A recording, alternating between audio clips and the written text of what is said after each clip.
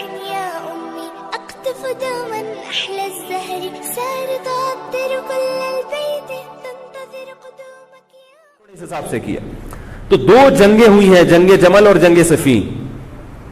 اب ایک اور بات ہے, تاریخی حقیقت ہے کہ دو جنگوں کے بعد حضرت علی رضی اللہ تعالی عنہ کو خوارج نے شہید کر دیا. یہ وہی خوارج جو حضرت عثمان کے قاتل تھے. انہوں نے شہید کس کو کیا؟ حضرت علی کو. حضرت علی کی شہادت کے بعد حضرت حسن رضی اللہ تعالی عنہ کی 6 مہینے تقریباً خلافت رہی ہے. حضرت حسن رضی اللہ تعالی عنہ نے امت میں جوڑ پیدا کرنے کے لیے حضرت معاویہ رضی اللہ تعالی عنہ سے صلح کر لی اور خلافت سے دستبردار ہو کر حضرت معاویہ کے ہاتھ پر بیعت ہو گئے. نہیں آ رہی میرا خیال, پولیس کو فون کریں یار, بہت اہم بات ہے یہ, اس کو اچھی طرح سمجھ لیں, اللہ کرے سمجھ میں آ جائے. تو جب یہ ہو گیا تو مسئلہ ختم ہو گیا نا. لوگوں نے حضرت حسن سے کہا, یہ میں بالکل مستند روایتیں پیش کر رہا ہوں, اس کے سب کے حوالے ہیں, اور بہت ایسا نہیں ہے کہ تاریخ کی کتابوں کے, یہ احادیث کی کتابوں کے سے پیش کر رہا ہوں. حدیث کا جو معیار ہے وہ تاریخی کتب سے بہت زیادہ ہوتا ہے. لوگوں نے حضرت حسن سے یہ کہا کہ یہ تو عار اور ذلت کی بات ہے کہ آپ کے والد نے جس کے خلاف 2 جنگیں لڑی ہوں, تو آپ اپنے والد کی جس سے دشمنی رہی ہو, بیٹا اس سے بیعت ہو رہا ہے. ہمارے ہاں اس کا تصور ہے. سیاسی لوٹے ہمارے ہاں بہت ہیں, مگر وہ بھی دنیاوی مفاد میں دائیں بائیں لڑکتے ہیں. آخرت کی خاطر کوئی اپنے عہدے سے دستبردار ہو جائے, یہ نہیں ہوتا. حضرت حسن اہل بیعت میں سے ہیں. حضرت حسن بیعت ہو گئے کس کے ہاتھ پر؟ حضرت معاویہ. لوگوں نے کہا یہ عار اور ذلت کی بات ہے. تو حضرت حسن کے وہ تاریخی الفاظ ہیں کہ میں دنیا کی ذلت کو جہنم کی آگ پر ترجیح دیتا ہوں. کیا مطلب؟ میں مسلمانوں کو آپس میں لڑتا ہوا نہیں دیکھ سکتا, میں نہیں لڑتا ہوا دیکھ سکتا. اب کوئی اس بیس پر حضرت علی پہ الزام لگائے کہ اس کا مطلب وہ لڑتا ہوا دیکھ سکتے تھے. بھائی ان کا جو موقف تھا, جو ان کی سمجھ میں آیا, وہ انہوں نے کیا. حضرت حسن کا موقف اپنے والد کے موقف سے مختلف تھا. یہ اختلاف رائے ہو سکتا ہے. ان کا موقف یہ تھا کہ بھئی حضرت معاویہ حکومت کے اہل ہو یا نہ ہو, یہ ایک الگ بحث ہے. اگر میں ان کے مقابلے میں متوازی حکومت قائم کروں گا تو پھر مطالبہ ہوگا حضرت عثمان کے قاتل سے قصاص, جو کہ ممکن نہیں ہے, اور پھر یہ لڑائی آگے چلے گی. تو بہتر ہے کہ دستبردار ہو جاؤ کہ حضرت آپ ہمارے خلیفہ ہیں, آپ ہمارے امیر ہیں. نبی صلی اللہ علیہ وسلم اس کی پیشگوئی پہلے کر چکے تھے. حضرت حسن رضی اللہ تعالیٰ عنہ کے بارے میں فرما چکے تھے کہ اللہ میرے اس بیٹے کے ذریعے مسلمانوں کے 2 فریق میں صلح پیدا کریں. تو جو اہل بیت سے محبت کرنے والے لوگ ہیں ان کو بھی چاہیے کہ کوئی ایسا کام نہ کریں جس سے مسلمانوں میں دوبارہ سے اختلاف اور انتشار پیدا ہو جائے. جوڑ کی اہمیت شریعت میں زیادہ ہے. اب جب حضرت معاویہ کی خلافت قائم ہوئی ہے, حضرت معاویہ نے حضرت حسن رضی اللہ تعالی عنہ کے اکرام میں کوئی کسر نہیں چھوڑی. اس پر متواتر روایات ہیں کہ حضرت معاویہ جتنا حضرت حسن کا اکرام کیا کرتے تھے اتنا کسی کا اکرام نہیں کرتے تھے. بہت زیادہ آپ کو عزت دی حضرت معاویہ رضی اللہ تعالیٰ عنہ نے. حضرت معاویہ کے بعد یزید کی خلافت قائم ہوئی ہے, حکومت قائم ہوئی ہے. حضرت معاویہ صحابی رسول تھے. بہت سارے صحابہ کو آپ کے طریقہ حکومت پر اعتراض تھا, کیونکہ بہرحال باقاعدہ سلیکشن نہیں ہوئی تھی. لیکن پھر بھی صحابہ کرام نے, جب حضرت حسن بیعت ہو گئے تو باقی کس کو اعتراض کا ہوگا بھائی.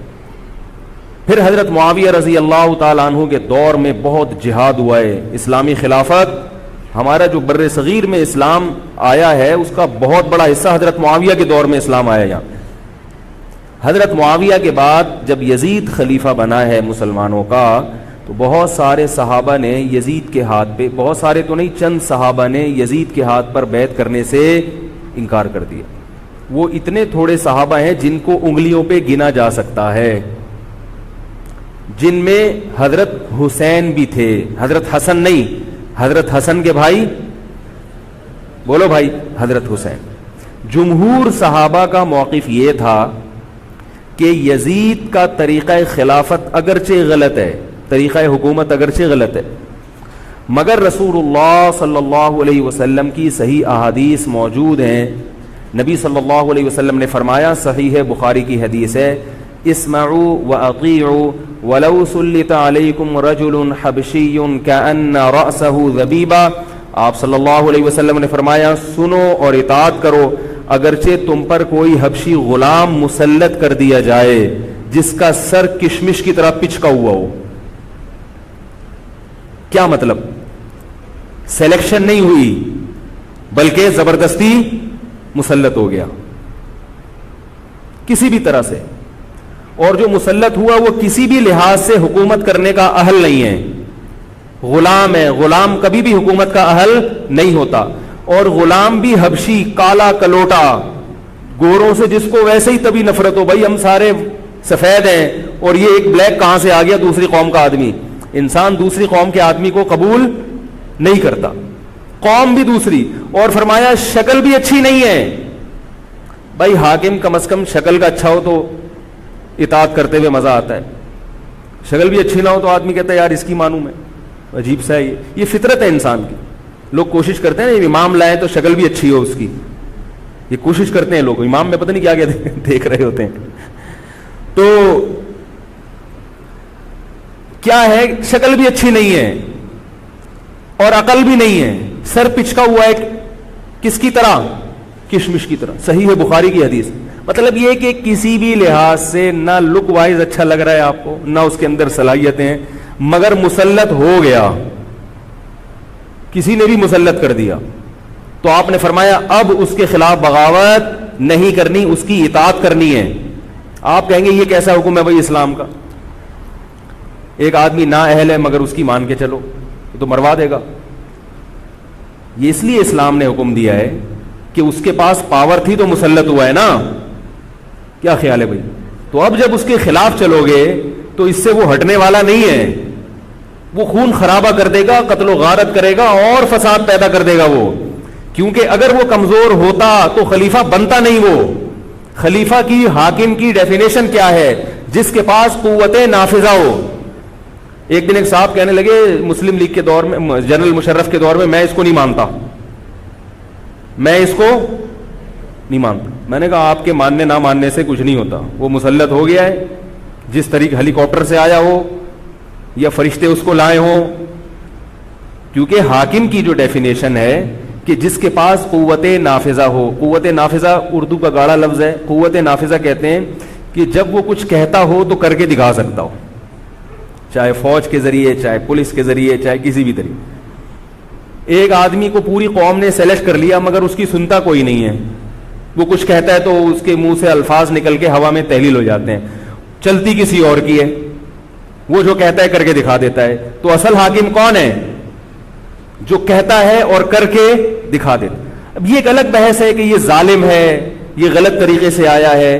اس پر بحث ہو سکتی ہے کہ جب یہ غلط طریقے سے آیا ہے تو اس کو قانون کے دائرے میں رہ کے ہٹانے کی کوشش کی جائے, لیکن مسلح بغاوت کرنا, اس کے خلاف بندوق اٹھانا, اس کے خلاف تلوار اٹھانا, اس کی شریعت نے اجازت نہیں دی. میں یہ نہیں کہہ رہا کہ اس کی مخالفت کی اجازت نہیں دی. نبی صلی اللہ علیہ وسلم نے فرمایا سب سے بہترین جہاد ظالم بادشاہ کے سامنے حق بات کہنا ہے. کہنے کی حد تک آپ کو مخالفت کی اجازت ہے کہ بھائی یہ جو وزیر اعظم کا بیان آیا ہے یہ بیان ملک کا بیڑا غرق کر دے گا, ان کی پالیسیاں صحیح, جیسے آج کل ہو رہا ہے کہ اخباروں میں کالم نگار اپنی اپنی رائے لکھتے ہیں حکمرانوں کے بارے میں, لکھنے کی حد تک, بولنے کی حد تک ہے. آپ مسلح دستہ لے کے بغاوت کرنے پر آ جائیں, اس کی شریعت نے اجازت, بول لو بھائی کچھ نہیں ہوتا. یہ قرآن اور سنت سے بات ثابت ہے, اس کی شریعت نے اجازت نہیں دی ہے. کیونکہ آپ یہ کریں گے تو اللہ نے دنیا کو اسباب کے ساتھ جوڑا ہوا ہے. آپ کے پاس کچھ بھی نہیں ہے, نہ آپ کے پاس ٹینک ہے, نہ آپ کے پاس آرمی ہے, نہ آپ کے پاس پولیس ہے, آپ کے پاس صرف جذبہ ہے. خالی جذبہ اگر کارآمد ہوتا تو نوح علیہ الصلوۃ والسلام اور آپ کے ساتھ جو 40 افراد تھے ان میں بہت جذبہ تھا, مگر ایک طرف پوری دنیا تھی, اللہ نے جہاد کا حکم نہیں دیا.